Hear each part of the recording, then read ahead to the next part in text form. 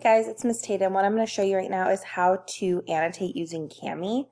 And so you can use these tools on the side.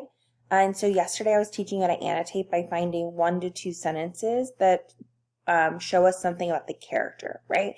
And so we read this yesterday already, why I didn't go to school from Wonder. And so I could just practice using my highlighter tool. So for example, I found out that next week Augie will be starting 5th grade. So I'm going to go ahead and click on my highlighter tool.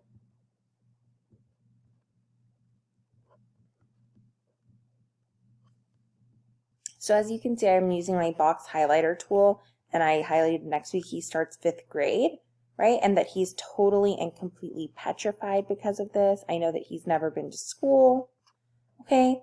I can also go ahead and type in a text box, right?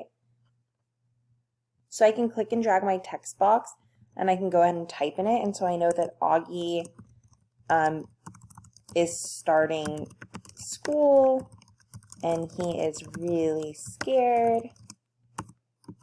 He has never been to school before. And so I went ahead and annotated, and now I am done. The next video that you're going to watch is how to upload this to your Google Drive.